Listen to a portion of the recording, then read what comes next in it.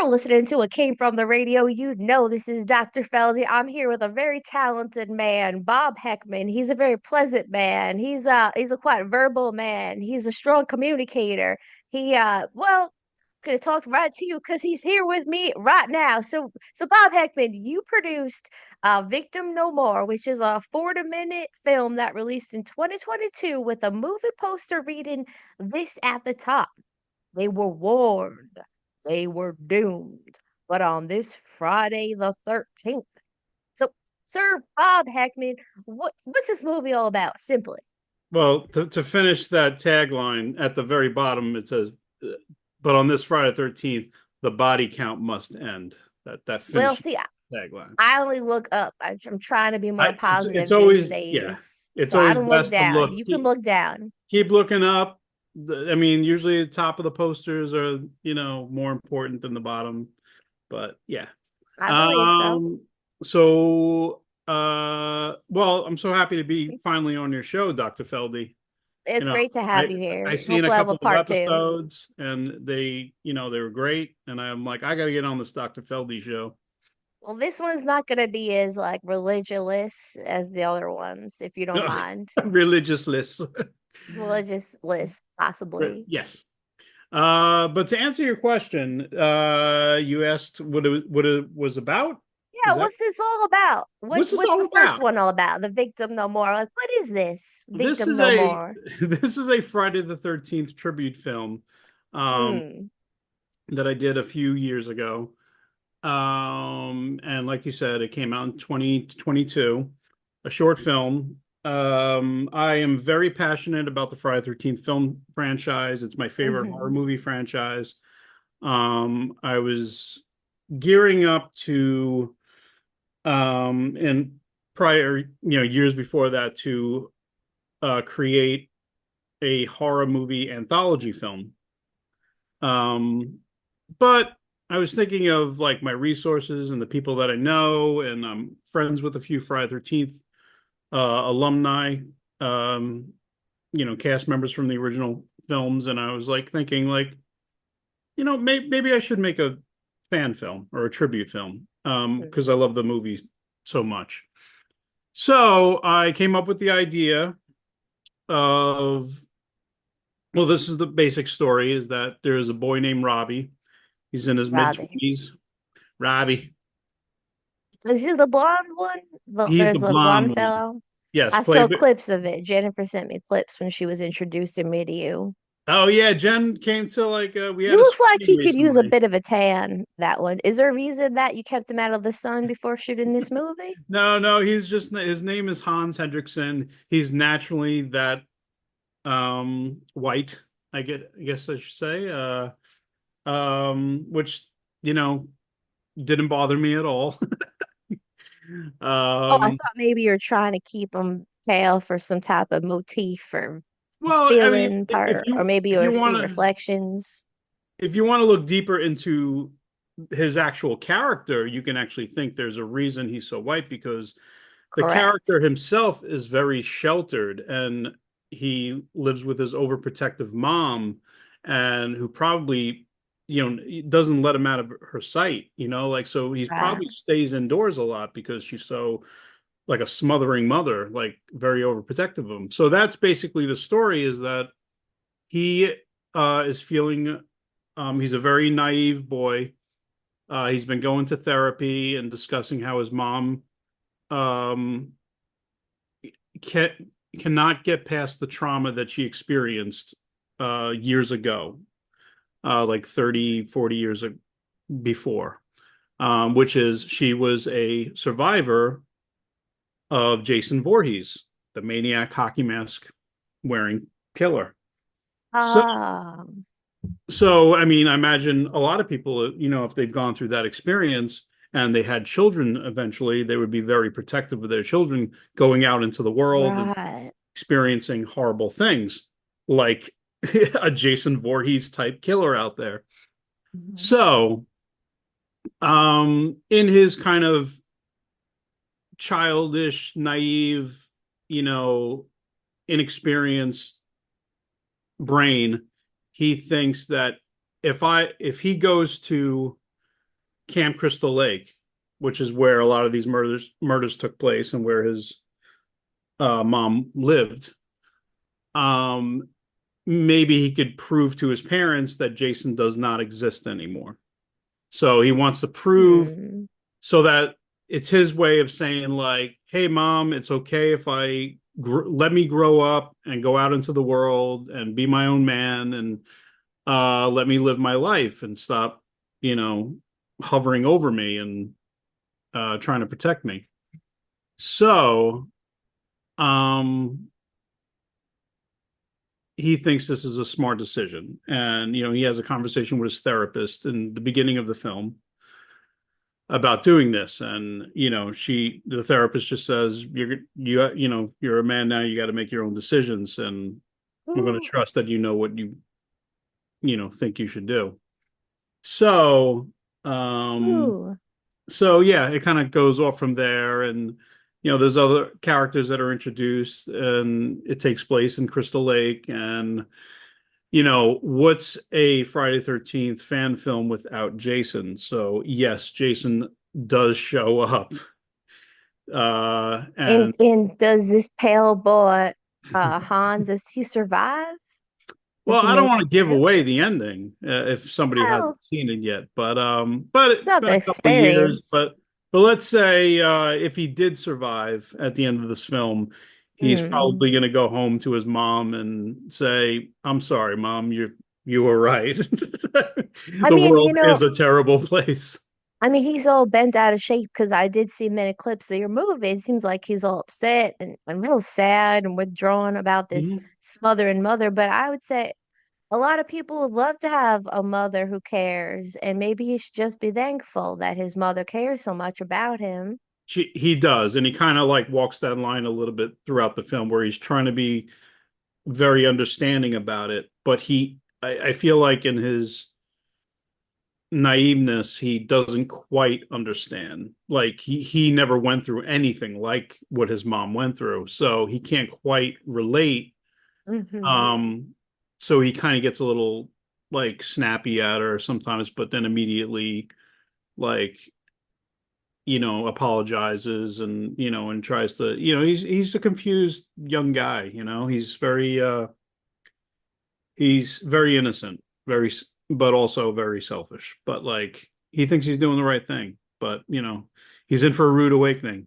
You know, You know what, in the Bob? movie. I'm gonna rush ahead and skip all these questions I have planned. I'm gonna ask you an Whoa! Okay, unplanned question. are we So, wrapping up so already? no, we're not wrapping up. We're not wrapping up. We're not gonna get to all the questions, but you just inspired a question in me. So, Mhm. this mother is so smothering because of the trauma and all the fear she has with Jason Voorhees. And you made a whole entire fan film called Victim No More. And I saw the trailer of the next film, which Jennifer's in, and these women look all distraught and simply traumatized. So what really, what's so traumatizing about this guy? Why make a whole movie about all this trauma from this Jason? Like, I didn't even hear Jason give any insults. I didn't hear him make fun of anyone's like No, behind or he anyone's doesn't faces. speak. Yeah, he doesn't Right. speak. I mean, sticks and stones may break your bones, but what words will never hurt me or something is that? Yeah. So maybe he's all breaking bones and not about the words. Like, what's so scary about this man? That's my Well, question. that's exactly what you said. He broke a lot of bones, and he's killed Ah. many people and many family members and friends of this group that you saw in the trailer for the sequel.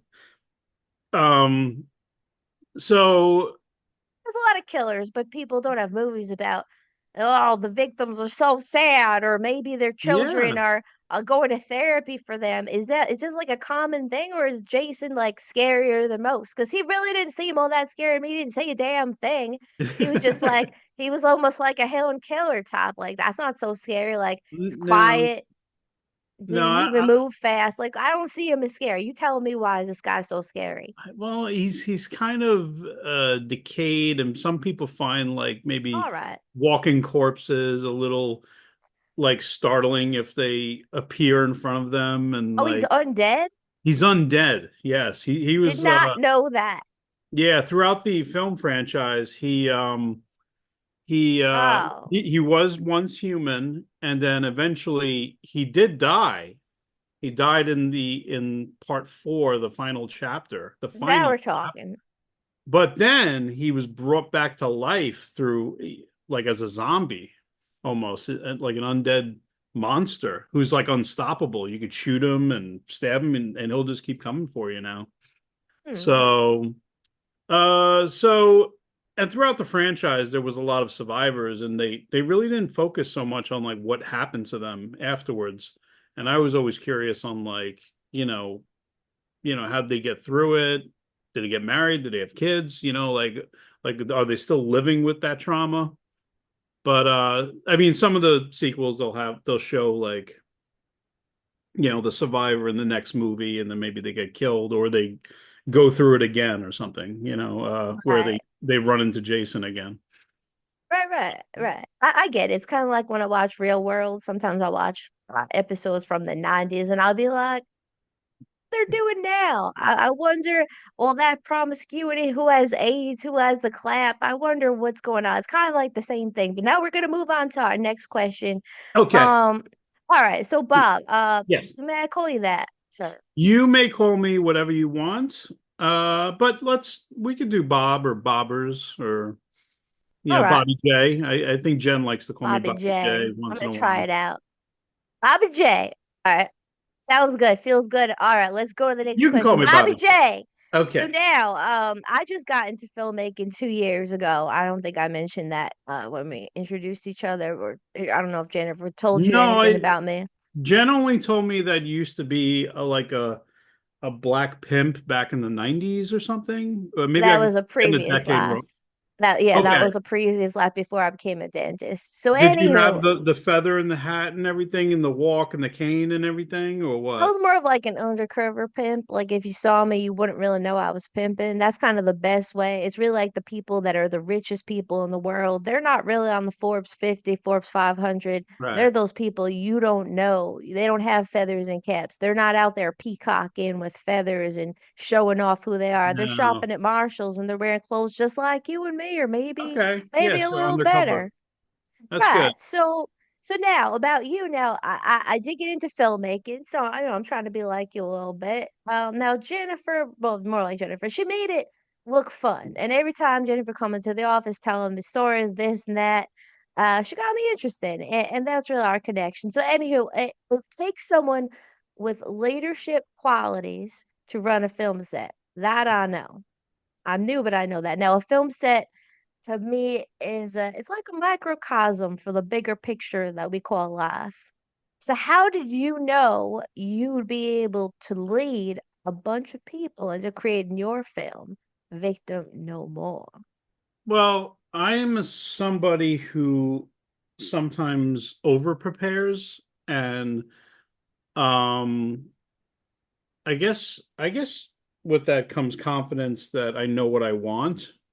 Even though things might change when on set the day of, like whether it's weather or the location has to change. I try to prepare like second locations, just in case the first location falls through. I think that's smart.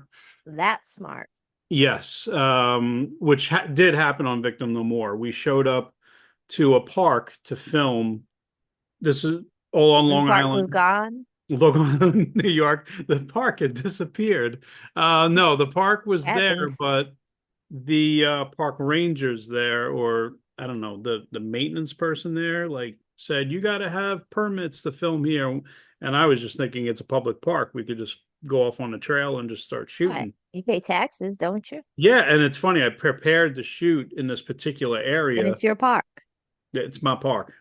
Give me my You pay park. taxes, it's your park. Oh, I'm so sorry. Excuse me. I rudely interrupted. No, no, you did not. It's okay.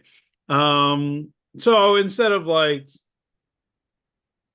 arguing so much or trying to make a deal or whatever, um, I'm usually I try to be very calm when like things don't go exactly my way. Well, except when it comes to technology and computer stuff, I can't stand it.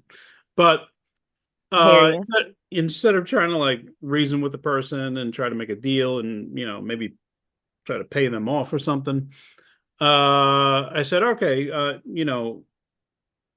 decided, I'm like, well, we got to go to another park, and people suggested Blydenburg Park, on Long Island, and you got to pay the fee to get in because it was summertime, and they're fantastic because they just leave you alone, let you do whatever you want. I don't even think Hmm. they're aware what you're doing, but yeah, it was funny because I for the last year and a half prior to that, I found this great location at this park that we got kicked out of, and then I had to like reconfigure the entire Mm. scene to go with the new location, and I think it worked out for the best.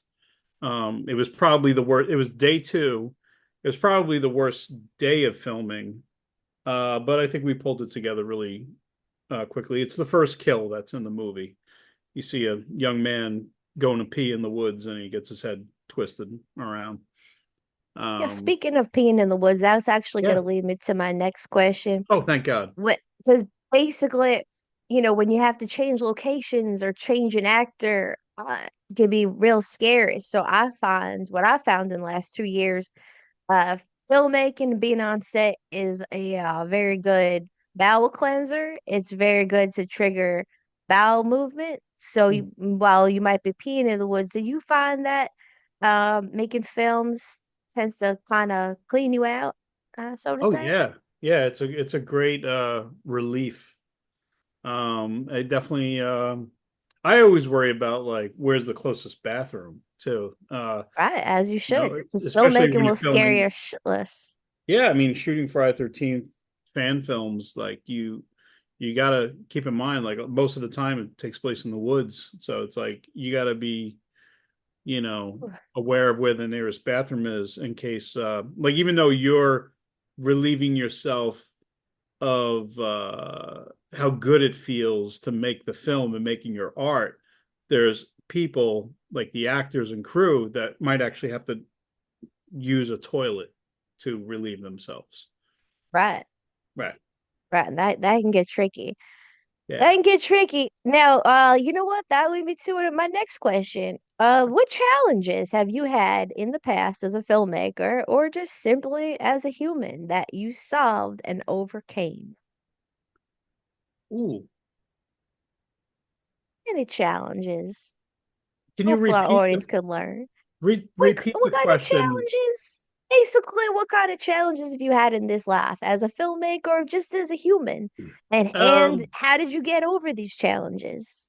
well, I would say the biggest challenge, um, one of the biggest challenges was making Victim No More, the first film, because I about halfway through filming, I wound up have going through like a separation with Dysentery? my ex-wife. Oh, Yes, yes, I had thought you dysentery. were going to say dysentery. That's I had the rumor dysentery. I heard. That's what Sean told me. Sean King Oh, Sean told King, me my told cinematographer, me and there was a bunch of dysentery. I thought you were going to get to that. That's actually why I wanted to have the interview. I just wanted to get it out of you. Anyway, I've I'm sorry. I've Continue. never had dysentery, I and thought you were going somewhere different. So you're having a divorce, not dysentery. I was close. Dysentery. Divorce. divorced. See? Yeah, I said separation, but yes, it did lead to a divorce. Well, Um, but that's tough. yeah, I was going through a separation at the time because, like, I mean, there were some issues. I'm not going to get into them, obviously, but basically, she wasn't very supportive of me making this film. This was one of the issues.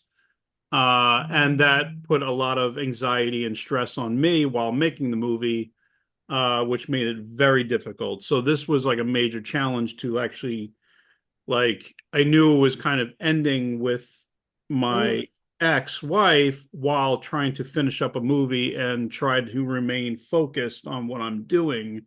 And thank God for Sean King and a lot of the other cast and crew for being there for me because um, they really, helped me with my focus and supported me, and I think, I mean, it shows. Like I think we did a really good job. As a writer director, you're never 100% satisfied by what you make sometimes. Speak for But yourself. yeah, but I think we did a pretty good job because a lot of the Friday 13th fans are very happy when they see the movie. And if you just read the YouTube comments, about 90% of them are very positive, very like, Is that because you removed the negative ones by hand? no, no, I don't even have No? to do that. What do I do? Like delete them, block them? I No, don't know. I I don't have know. no That's idea just how to that's do just that. a rumor I've heard about someone else, not you. I've only heard, No, the I've never dysentery done. rumor about you. I actually really enjoy the negative comments because, um, for a couple of reasons. Some of them made me laugh a lot because Right. they either didn't understand like like what was going on, so they just had an interesting point of view on Oh, what they that were would be looking interesting. at. Misinterpret the movie and then go off. Okay. Oh Yeah. yeah. Well, here's one comment. One of my favorite negative comments. Well, at the end of the film, big spoiler, a group of survivors surrounds Jason, and they have like a battle with him. Um, I so saw that. That was very cool. okay. Oh, Jen sent you that clip. I saw that. Yeah, that was like one of the highlights. I mean, that's a Oh, big scene. awesome. Yeah, I loved it. We had a great time shooting that. It was a lot of fun. A lot of different like colorful characters showing up. And um, but on YouTube, there was a comment of a guy, a real dude man bro, I guess, who I guess doesn't like the idea of strong women getting their justice. So he wrote, "Not bad, but I was very disappointed to see Jason taken down by a band of lesbians." And I was like, I thought it was hilarious, and I had to send it to my friends, especially some of my friends that were married to some of the women that were in that group. So, Not a but lesbian. You should have all the cast say, I was the producer, I'd say everyone now, all hands on deck within 1 week, because I think that's fair to ask someone to do something within 2 weeks. yeah, Everyone has to reply to that comment. I'm not gay. I'm gay. I'm not gay. Let's get a gay count. it's just funny. It's like taken down by a band of lesbians. It's like first off, well, none of Maybe those some characters really bisexual, maybe spoke, two. so they didn't mention their preference, like their Right. Yeah. sexual How dare you preference or assume their anything. sexual preference? Yeah, exactly. And it's They funny should feel because victimized. But yeah, exactly. And it's weird because I think all 12 of the women that showed up, I think are straight in real life, but maybe it didn't Well, come we up in never their know. characters. I have no idea. But it's just a weird thing. I thought it was funny. So I appreciate the negative comments, especially if they make me laugh like that. Or I could kind of explain to them what I was going for, even though they might not agree with it. We're all we all have our own opinions and point of views on things, and that's fine.